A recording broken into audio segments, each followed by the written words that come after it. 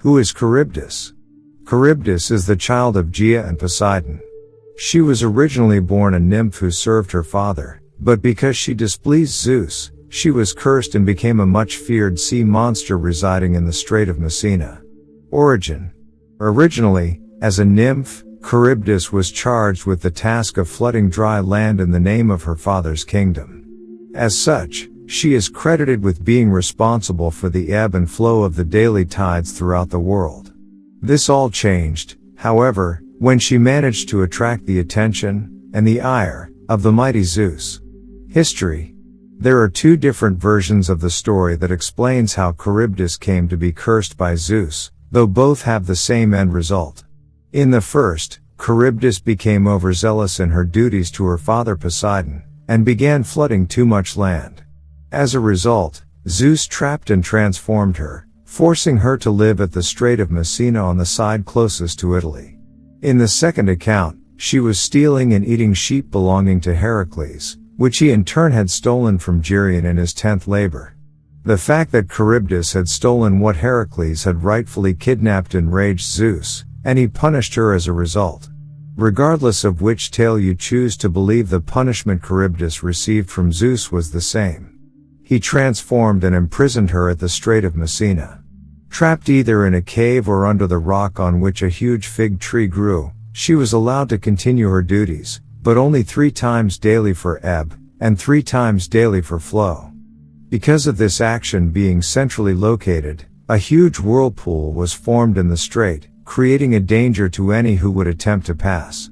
This danger is compounded by the fact that on the Sicily side of the strait lived another monster, Scylla, who would snatch sailors from ships that cruised too near her perch. Odysseus. Other than general legends of the treachery of the pass in which Charybdis resides, there is very little record of her.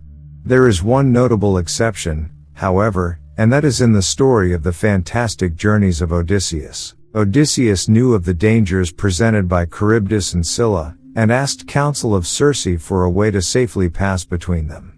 She advised Odysseus that there was no truly safe passage, but told him that if he were to sail closer to Scylla, he would lose only a few men, while sailing close to Charybdis he would lose his men, his ship, and his life.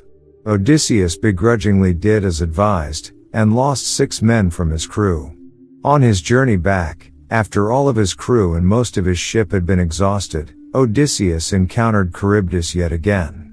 This time, it was just he and small scraps of his ship that he had formed into a raft.